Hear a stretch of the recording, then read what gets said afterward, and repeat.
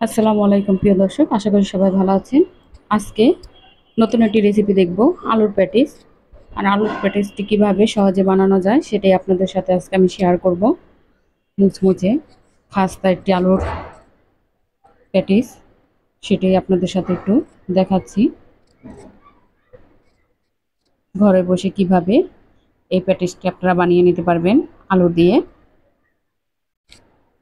চলুন তাহলে দেখে নিই কীভাবে আলুর প্যাটিসটি আমরা বানাবো। প্রথমে এখানে আমি ময়দা নিয়ে নিয়েছি 2 কাপ, তার ভিতরে স্বাদ মতো লবণ দিয়ে নিলাম। আর এখানে আমি 4 টেবিল চামচের মতন রেগুলার রান্নার তেল দিয়ে নিচ্ছি। এবার এই মিশ্রণগুলোকে আমি ভালোভাবে মিশিয়ে নিব। এই উপকরণ মেশানো হয়ে গেলে আপনি বুঝতেই পারবেন, এভাবে হাত দা চাপ দিলেই যখন মুষ্টি হয়ে আসবে তখন বুঝতে পারবেন যে ব্যাটারটি পারফেক্ট আছে। এখন আমি অল্প অল্প করে পানি দিয়ে এটি ডো তৈরি করব। আর ডোটি একটু মোটামুটি শক্ত আকারেই হবে, এটা নরম করে ফেলা যাবে না, একটু শক্ত আকারে বানাতে হবে। বাস অল্প অল্প করে পানি দিয়ে আমি এটি ডো তৈরি করে নিব। আমার ডোটি তৈরি হয়ে গেছে, এখন আমি এটাকে রেস্টে রেখে দিব 10 মিনিটের জন্য। আমি এটি ঢাকনা দিয়ে এটা সাইড করে রেখে দিচ্ছি। এরপর আমি এখানে একটি ব্যাটার তৈরি করে নিব, একটি মিশ্রণ তৈরি করে নিব ময়দা আর ঘিয়ের। এখানে আমি ঘি দিয়ে নিচ্ছি 3-4 চামচের মতন। আর এই ঘিটা আমি যশোর থেকে অর্ডার করে এনেছিলাম, একদম খাঁটি গাওয়া ঘি। এই ময়দার সাথে ঘি দিয়ে একদম ভালোভাবে মিশিয়ে নিতে হবে। দেখতেই পাচ্ছেন এখানে আপনি ঘি বা বাটার ব্যবহার করতে পারবেন, অন্য কিছু না। আমার এখানে মনে হচ্ছে আর একটু ঘি লাগবে, তাই আর একটু ঘি দিয়ে নিচ্ছি। আর একটু ঘি দিয়ে আমি ভালোভাবে মিশ্রণটাকে বানিয়ে নিচ্ছি। আমার মিশ্রণটি বানানো হয়ে গেছে, আমি একটু সাইড করে রেখে দিব। এবার আমি ডোটি আর একটু মুথে নিব।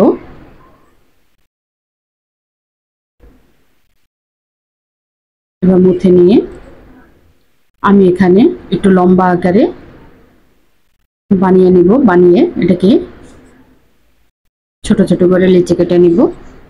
আর এই রেসিপিটি যদি আপনাদের ভালো লাগে তাহলে লাইক, শেয়ার এবং সাবস্ক্রাইব করে দিবেন। এখন আমি লিচিগুলো কেটে নিচ্ছি। আমার লিচি কাটা হয়ে গেছে।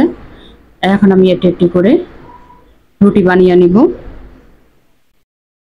আমি এখানে একটু বেশ বড় আকারের রুটি বানাবো। একটু ময়দা ছিটিয়ে, শুকনো ময়দা ছিটিয়ে আমি একটি রুটি বানিয়ে নিচ্ছি। একইভাবে আমি এখানে 10টি রুটি বানিয়ে নিয়েছিলাম। আমি এখানে 5টি করে রুটি দিয়ে এই প্যাটিসটি বানাবো। আর সেই মিশ্রণগুলোকে উপর দিয়ে ভালোভাবে লাগিয়ে নিচ্ছি। প্রতিটা রুটির ভাজেই এভাবে দিয়ে দিতে হবে। আমি এখানে 5টি করে রুটি নিয়ে তারপরে বানাবো। ব্যাস আমি এভাবে একটি রুটি দিয়ে দিচ্ছি, এটার উপরে আবারও সেই ব্যাটারটি দিয়ে দিব, ঘি আর ময়দার ব্যাটারটি দিয়ে আবার একটু মিশিয়ে এভাবে ছড়িয়ে নিতে হবে। নিয়ে এভাবে আবার একটি রুটি দিব, আর একইভাবে 5টা রুটি দিয়ে নিব। আপনারা প্রসেসটি খেয়াল করলে বুঝতে পারবেন।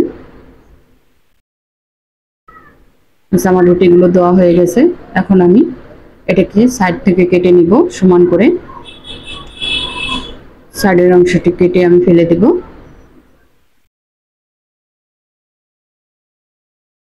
এবার এটাকে মাঝ বরাবর কেটে আমি 4 ভাগে ভাগ করে নিব।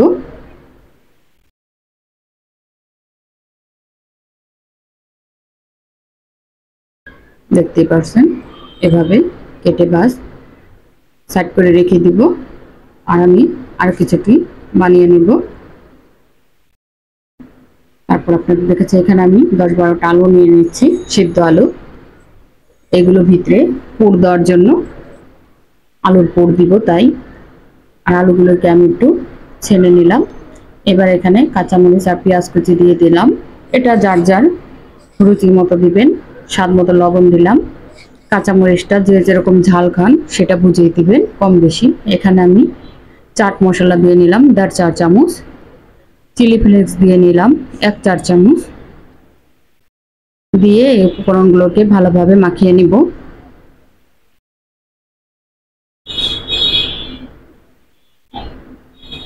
সেভাবে মাখিয়ে আমি এটাকে ভিতরে পুর দেওয়ার জন্য রেডি করে নিলাম। আর আলুগুলোকে আমি আগে সিদ্ধ করে নিয়েছিলাম। আমার আলুগুলো মাখানো হয়ে গেছে, আমি একটু সাইড করে রেখে দিচ্ছি। এবার আমি প্যাটিসগুলো বানিয়ে নিব। এখানে আমি অল্প কিছুটা ময়দা ছিটিয়ে প্যাটিসগুলোকে হালকা হাতে একটু বেলে নিব। চারপাশ ঘুরিয়ে একটু বেলে নিব। বাস, এবার আলুর পুরটি ভিতরে দিয়ে দিব। এখানে আমি 1.5 চা-চামচ করে দিয়ে দিচ্ছি।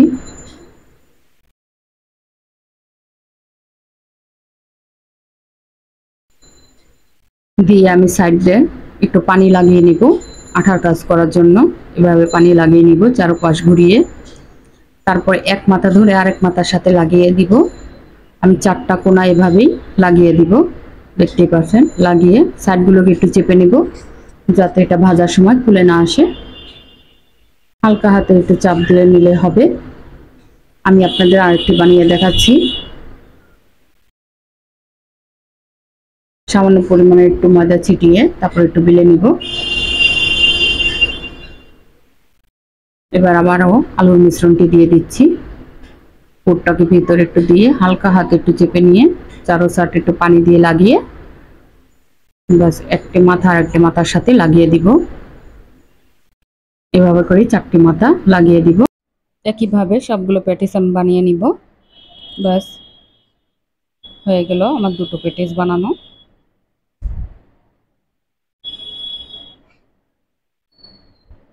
এবার আমার সবগুলো প্যাটিস বানানো হয়ে গেছে। আমি চুলায় চলে আসছি।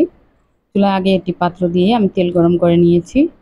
এই দেখতে পাচ্ছেন আমার প্যাটিসগুলো। এখন আমি এক এক করে প্যাটিসগুলো তেলের ভিতরে দিয়ে দিচ্ছি। আর তেলটি মিডিয়াম আঁচে রাখতে হবে।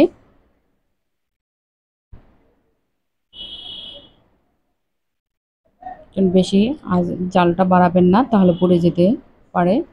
কম আঁচে এটা ভাজতে হবে। উল্টিয়ে পাল্টিয়ে আমি ভেজে নিব। আমার এক পাশ হয়ে গেছে, আমি উল্টিয়ে দিব যাতে পুড়ে না যায়। এজন্য 2 বা 3 বার উল্টিয়ে উল্টিয়ে ভাজবো।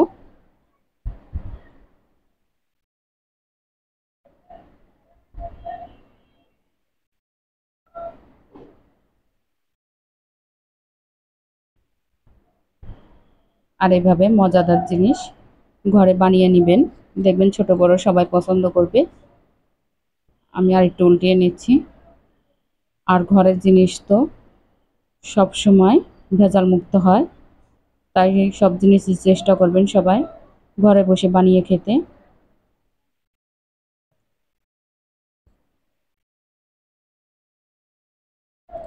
আমি আর একটু উল্টিয়ে নিচ্ছি। এই পাশটা হয়ে গেছে। এখন এই পাশটাকে একটু লাল করে ভেজে নিব।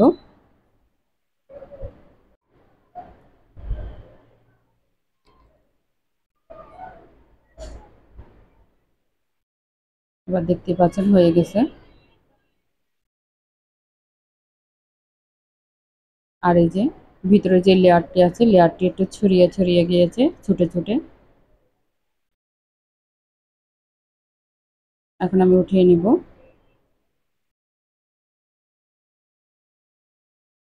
আর এই সাইডটা একটু হয়নি, তাই আমি একটু ঘুরিয়ে ঘুরিয়ে ভেজে নিব। সাইডটা একটু কাঁচা আছে, একটু সাদা সাদা, একটু লাল করে নিব।